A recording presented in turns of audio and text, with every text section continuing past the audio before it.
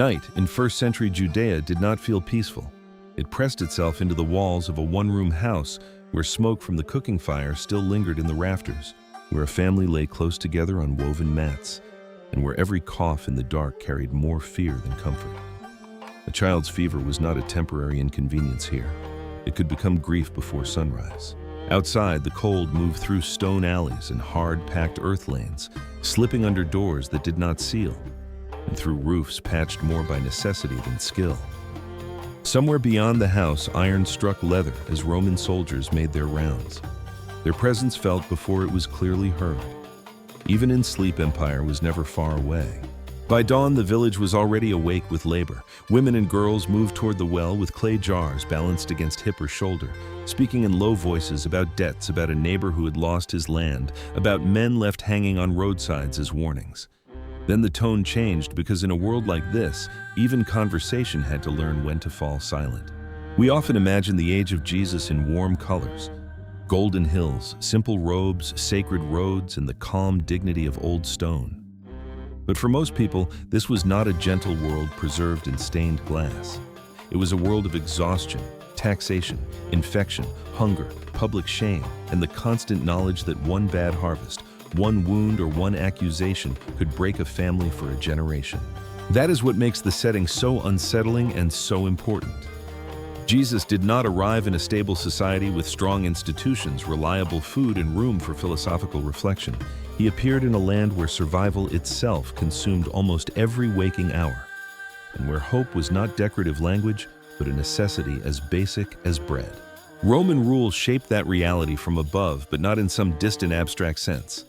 Rome entered daily life through taxes, through soldiers, through land seizures, through fear, and through the humiliating fact that even local power often served imperial interests first.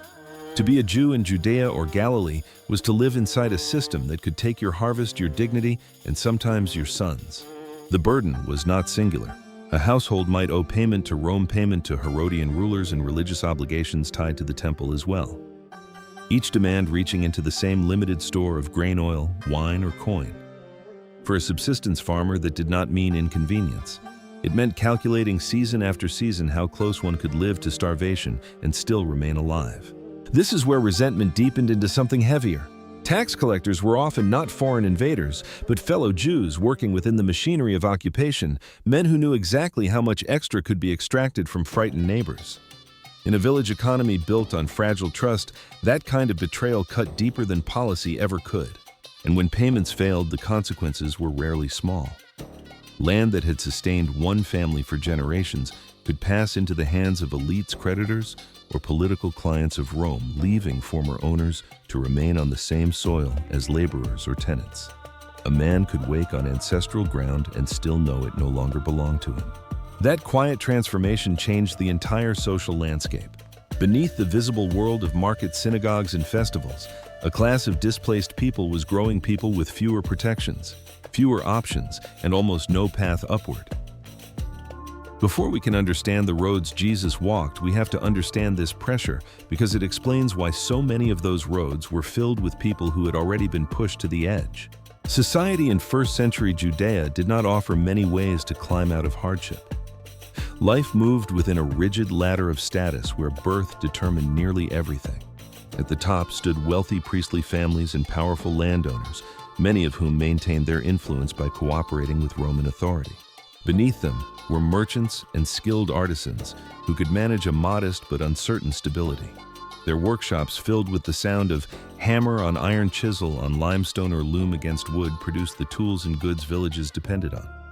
Yet even these trades rarely guaranteed security when harvests failed or taxes rose. The vast majority lived far below that narrow band of stability. Peasant farmers, vineyard workers, shepherds, fishermen, and day laborers formed the backbone of the population. Their lives were tied to soil seasons and the fragile mercy of weather that could determine whether a family ate well or barely at all. And below, even them, were those pushed outside the social structure entirely. People with chronic diseases, visible deformities, or conditions believed to make them ritually unclean often lived at the margins of towns. They survived through begging, family charity, or sheer persistence, their presence a constant reminder of how easily anyone could fall. In such a tightly layered society, upward movement was almost unheard of. A child born into a farming household would almost certainly die a farmer. A servant's son might inherit little more than the same labor and the same debts that had shaped his father's life. Reputation, therefore, became a kind of currency that could not be easily replaced once lost. Honor determined how a person was treated in the community who would trade with you, who would share tools, who would come to your aid in a bad season. Without honor, survival itself became more difficult. Shame carried consequences that reached far beyond embarrassment. Public disgrace could isolate a family, cut them off from the fragile network of support that villages relied upon. In a place where cooperation meant survival, exclusion could slowly become a death sentence. All of this unfolded inside a region simmering with political tension. Judea and Galilee were not quiet provinces peacefully absorbed into the Roman Empire. They were restless territories where anger toward foreign rule never completely disappeared. Galilee in particular had a reputation for rebellious energy. Small uprisings and resistance movements appeared often enough that Roman authorities treated the region with suspicion. Patrols where frequent surveillance was constant and punishments were meant to be unforgettable. Among those punishments, one stood above the rest as a warning carved into the landscape itself. Crucifixion was not an unusual spectacle reserved for rare criminals. It was a calculated display of power designed so that travelers on dusty roads would see the bodies and understand exactly what resistance to Rome could cost. For people traveling the long roads between villages and cities, danger did not only come from imperial power. The countryside itself could be unpredictable. Isolated stretches of road passed through rocky valleys and narrow passes where bandits sometimes waited for merchants, pilgrims, or anyone unlucky enough to travel alone. Some of these groups claimed political motives, speaking of resistance against Rome or corrupt elites. Others were simply desperate men with nothing left to lose. To the traveler walking the road between Jerusalem and Jericho, that distinction rarely mattered. When Jesus later told a story about a man beaten and left on that very road, his listeners would not have treated it as a strange or exaggerated scenario. They knew those roads.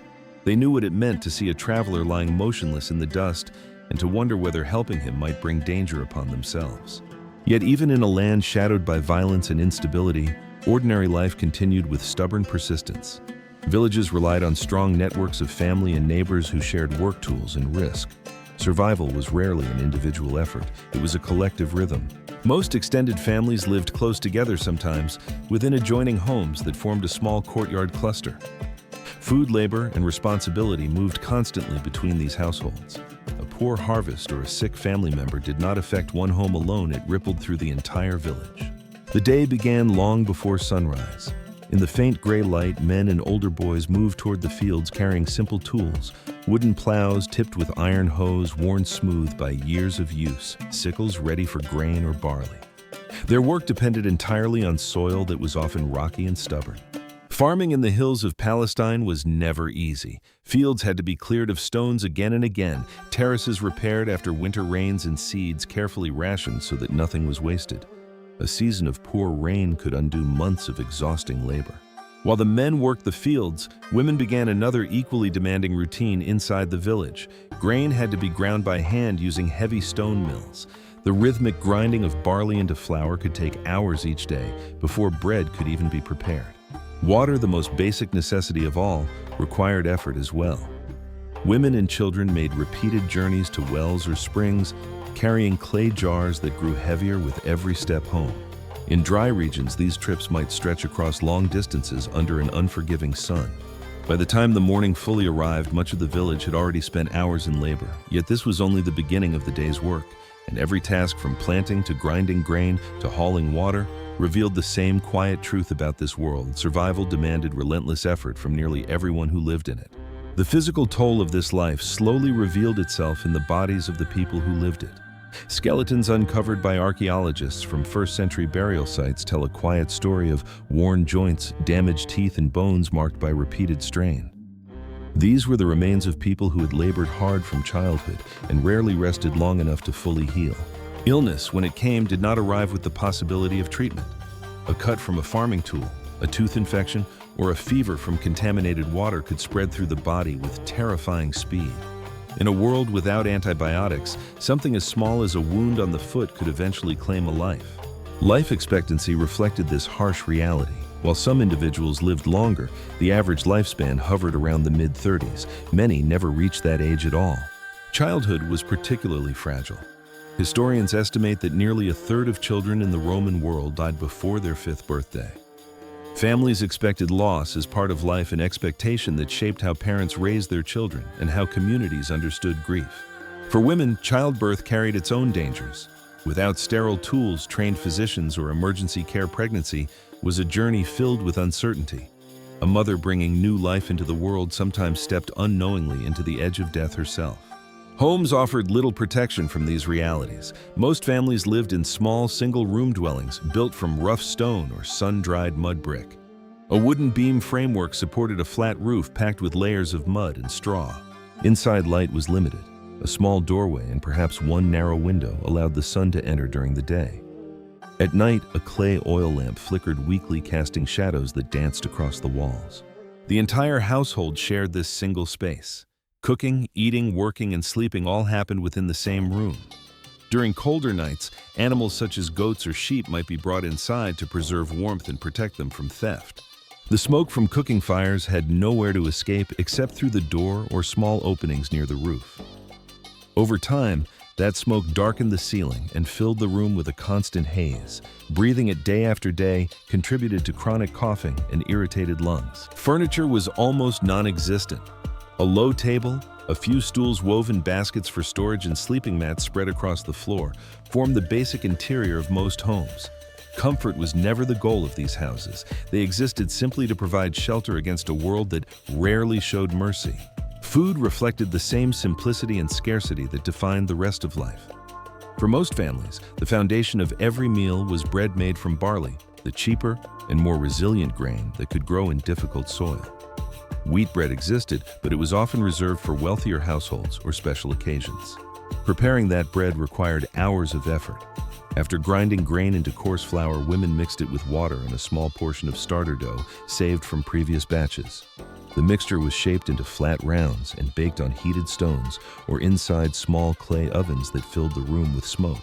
Alongside bread came lentils, chickpeas, or beans cooked slowly into thick stews. Onions, leeks, and cucumbers added what little variety the land allowed. Olive oil, when available, brought precious flavor to otherwise plain meals. Meat rarely appeared on the table of an ordinary household. Sheep or goats were valuable for milk, wool, and trade, so slaughtering them was uncommon except during major festivals or celebrations. When meat was eaten, it was often shared among many families. Wine diluted heavily with water served as a safer drink than many local water sources. Wells and storage jars could easily become contaminated, spreading disease through a village. Diluted wine helped reduce that risk while also stretching limited supplies. Most people ate only 2 meals a day. A small portion of bread in the morning might be enough to begin the day's labor, while the main meal arrived late in the afternoon when work finally paused. During hard seasons, even this routine could shrink to a single meal. Clothing offered little luxury either. The basic garment was a simple tunic, an unadorned piece of woven fabric tied at the waist with a belt. Over it, people might wear a cloak when traveling or during colder weather. Many individuals owned only these 2 garments. Washing them was infrequent because water was precious and soap difficult to obtain. Fabric wore thin over time, repaired repeatedly until it could no longer hold together. Sandals, when people had them, were made of simple leather soles tied with straps. Children often went barefoot across dusty roads, rocky fields, and rough village paths. Their feet hardened quickly to the ground beneath them. Even the sensory experience of daily life was intense by modern standards. The air carried the smells of smoke, livestock sweat, and refuse. The soundscape was filled not with engines, but with human voices, grinding stones, crying animals, and merchants calling out their goods, reminding everyone that life here was noisy, crowded, and rarely comfortable. And yet, into this demanding world stepped a man who lived within its rhythms rather than above them. Jesus of Nazareth did not grow up among elites or priests. The Gospels describe him as a tekton, a term often translated as carpenter, though it likely referred more broadly to a builder who worked with woodstone and whatever materials a village required. That kind of work meant long days under the sun, shaping beams, repairing roofs, or fitting stones into rough walls. It meant walking miles between villages where construction was needed. The hands of such craftsmen carried thick calluses, and their backs carried the quiet ache of repeated labor. Jesus knew the same dust that coated every road in Galilee. He drank from the same wells, ate the same barley bread, and worked in the same unforgiving climate as the fishermen, farmers, and laborers who later gathered to hear him speak. His teachings did not emerge from distance, they grew directly out of the world his listeners lived in. That world was shaped as much by religion as by politics or economics. Jewish life in the first century revolved around the Torah, the sacred law that guided everything from ethical conduct to daily routines. What one ate, how one washed, whom one touched, and when one worshipped were all shaped by these traditions. Among the most influential of these traditions were the purity laws. Certain animals' bodily conditions or contacts with death could render a person ritually unclean. This did not necessarily mean moral failure, but it did mean temporary exclusion from communal worship until purification took place. In practice, these rules shaped ordinary social interaction. A person suffering from certain skin diseases might live outside the village until declared clean. Someone who touched a corpse during burial would temporarily withdraw from public religious life. For women, natural biological cycles, such as menstruation, created recurring periods of ritual impurity according to traditional interpretations of the law. These rhythms affected household routines, relationships, and participation in community worship. While these laws reinforced a sense of sacred identity for the Jewish people, they also produced complex social boundaries. Some individuals found themselves repeatedly pushed to the margins through circumstances beyond their control. At the spiritual center of Jewish life stood the temple in Jerusalem. Even for those who lived far away in Galilee, its presence carried enormous significance. Pilgrimages during major festivals, Passover, Pentecost, and Tabernacles, brought thousands of people to the city each year. For many families, those journeys were rare moments of celebration in otherwise difficult lives. Yet even the temple carried burdens of its own, and the financial demands connected to worship would reveal another tension within the world. Jesus stepped into one that would soon place him in direct conflict with powerful authorities. Worship at the temple required more than devotion. Pilgrims arriving in Jerusalem were expected to bring animals suitable for sacrifice, lambs, doves, or cattle that met strict standards of physical perfection. For poor families traveling from distant villages, finding such animals often meant purchasing them within the temple complex itself. Their vendors, approved by the temple authorities, sold animals that met the required standards. The problem was not their existence, but their price. For families already struggling under taxation and uncertain harvests, these inflated costs turned acts of worship into financial strain. Another obligation awaited them as well. Adult Jewish men were required to pay the annual half-shekel temple tax, a contribution meant to support the operations of the sanctuary. In a subsistence economy, even a small coin could represent days of labor. Many ordinary people therefore felt torn between reverence and resentment. The temple represented the heart of their spiritual identity, yet the system surrounding it increasingly resembled the same economic pressure they experienced under Roman rule. Daily life within families reflected the broader structure of society. Households were typically patriarchal, with the eldest male exercising authority over property decisions and the extended family network living around him. Marriage was rarely based on romantic choice. Instead, it functioned as an alliance between families that strengthened economic stability and social standing. Girls were often married in their mid-teens, sometimes to men several years older. Within that system, a woman's status was strongly tied to motherhood, especially the birth of sons who would carry forward the family name and labor. While women played essential roles in household management, agriculture, and trade, their legal and public influence remained limited. The honor and shame culture made family reputation extraordinarily fragile. The actions of one member could affect the standing of the entire household. A damaged reputation might reduce marriage prospects, weaken trade relationships, or isolate a family socially. In such a tightly woven society, communities enforced norms through constant observation. Gossip, public criticism, and social exclusion acted as powerful tools of control. Maintaining reputation was not merely about pride, it was about survival within the village network.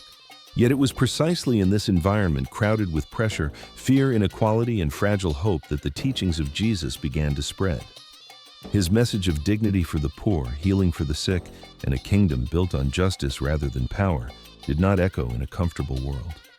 It emerged in one of the harshest landscapes human life had known. And that is why to so many who heard him, it sounded like the first breath of hope they had ever known.